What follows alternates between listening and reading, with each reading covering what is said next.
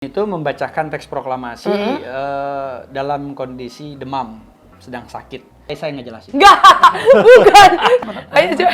Katanya ada Sekarang atau tokoh sekarang yang benar-benar menggambarkan Bung Karno yang agak mirip-mirip gitu Kang Sur.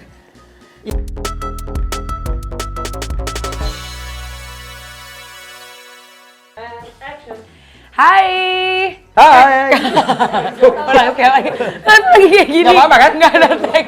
Emang freestyle sih konsepnya ya. Ya kan nggak apa-apa dong.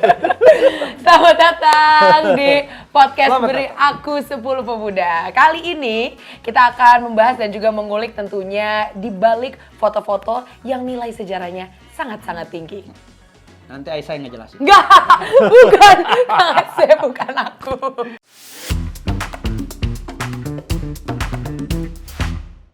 Oke, kita langsung masuk aja ke foto pertama kita. Kang Asep, Ya. sudah siap bantu Aisyah ya? Asia. Ini Aisyah nggak tahu apa-apa. Coba foto-fotonya mana? Ayo coba. Katanya ada Mari. muncul. Ini dia. Silakan Nah, jelaskan. enggak, bukan saya dong, Kang Asep. Ini yang jelas ada Bung Karno. Ha-ha. Sisanya orang-orang di belakangnya nih, Aisyah kurang tahu.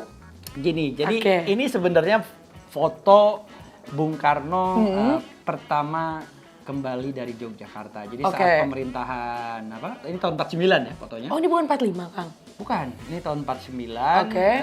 Bung Karnonya udah agak cabi dikit ya. Jadi, udah merdeka gitu ya. Tapi memang foto ini adalah foto saat pertama kali Bung Karno mendarat di Kemayoran. Jadi dari Kemayoran, Oke. Bung Karno dibawa ke Istana Merdeka. Jadi ini posisi di Istana Merdeka. Nah, Oke.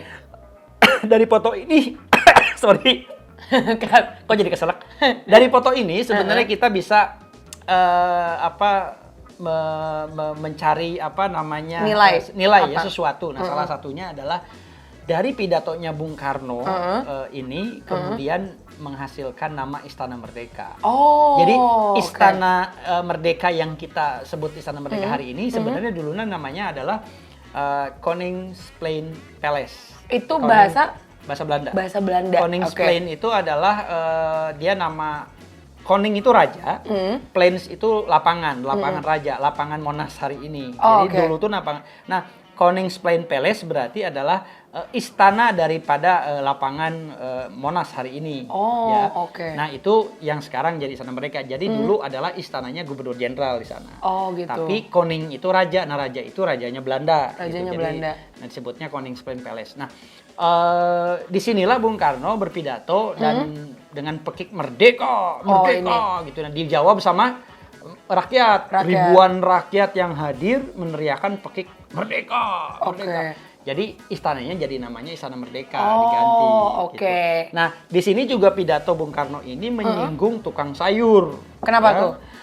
Specifically beca kenapa gitu. Karena tukang yang sayur? hadir adalah itu tadi. Oh. Semua rakyat Indonesia dari berbagai profesi dan itu di-mention sama beliau. Keren. Gitu. Ini sebenarnya ada pidatonya nih, harusnya nanti bisa ditampilkan ya pidatonya di sini. Ini pasti merinding banget ya Kang pada Iya. saat momen itu. Banget. Tapi menurut Kang Asep ada nggak sih pemuda sekarang atau tokoh sekarang yang benar-benar menggambarkan Bung Karno yang agak mirip-mirip gitu Kang Sur? Ya. Aku nggak usah spill nama gitu. Ya, oke. Jadi Ada nggak memang kira-kira?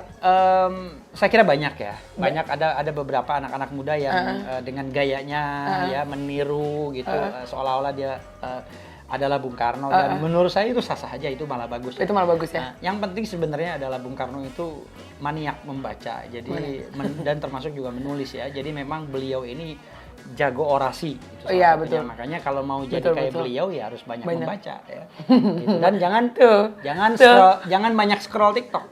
Jangan kebanyakan papi culo.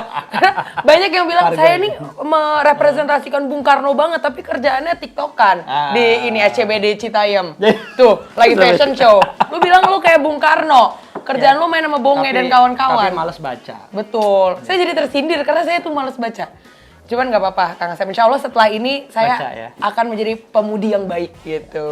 Sebenarnya sih mungkin baca mungkin berat, nonton lah. Nonton At least podcastnya BASP. Wih, mantap. Beri aku 10 pemuda. Saya baca buku Kang, buku telepon tapi. Nggak masuk ya. Oke. Oke, kita masuk ke foto kedua. Udah kalau mau ketawa aja loh, lumayan buat penonton bayaran. Biar nggak sepi gitu ya. Boleh kerja loh. Ayo, kita masuk ke foto kedua. Iya. Wih mantap sama orang bule nih Kang Hasan.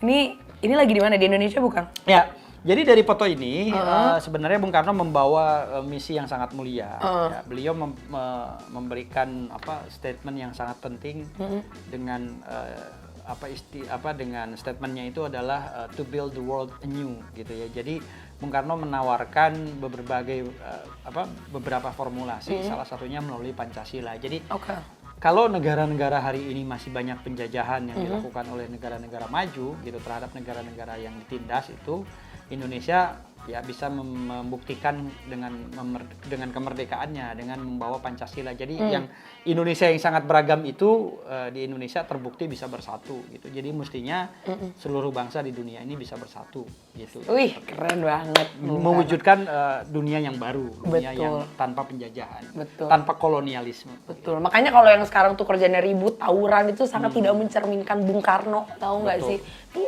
Nonton di mana sih? Kita lanjut ke foto ketiga kalau gitu lanjut. Kenapa jadi gue yang ngomel-ngomel? Ya, Oke.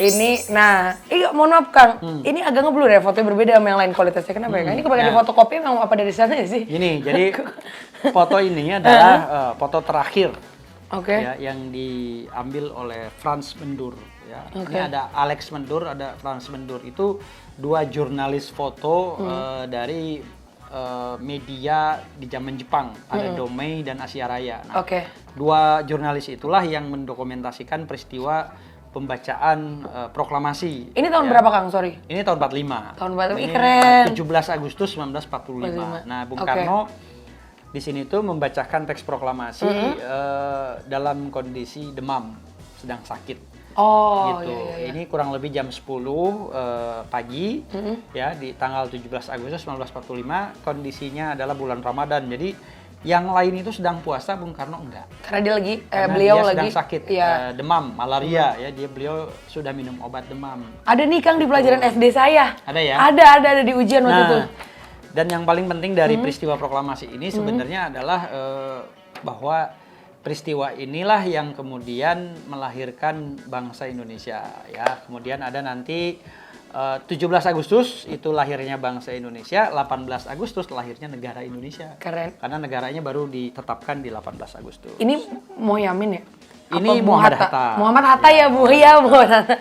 Kan agak buram fotonya Kang. Sebenarnya di foto ini ada Fatmawati, ada tapi ini kayaknya istri Bung Karno pada saat itu. Bukan, ini ada foto cewek yang kayaknya ada di kayak ada dimunculkan, seharusnya nggak sejelas ini karena yang lain juga nggak terlalu jelas ya. Jadi kayak editan sih, tapi saya nggak tahu ya, mesti dicek lagi. Nah, di sini hadir memang ada Fatmawati, ada istrinya ya, ada banyak anggota PPKI ya, para ininya termasuk ada Latif. Ini Latif Henderningrat yang Pasaraya bukan Latif. Bukan ya? Beliau ini yang mungkin jalannya ya namanya. Jalan, iya mungkin. Beliau inilah yang mengibarkan bendera merah putih. Keren. Saya pas Kibra tugas ngibarin bendera. Saya berarti merepresentasikan. Yang banyak fakta lain sebenarnya dari proklamasi ini. Tiang benderanya adalah dari bambu bekas jemuran. Ya, jadi zaman dulu proklamasi itu nggak ada panitianya, nggak ada seksi konsumsi, nggak ada. Jadi panitianya ya seadanya orang ada saat itu, karena memang kayak gerasak gerusuk gitulah. Jadi nggak ada rekaman, nggak ada audio yang dibacakan yang sering kita dengar suara proklamasi itu. Sebenarnya itu tahun 51. Jadi 6 tahun kemudian Bung Karno ngerekam ulang. Gitu.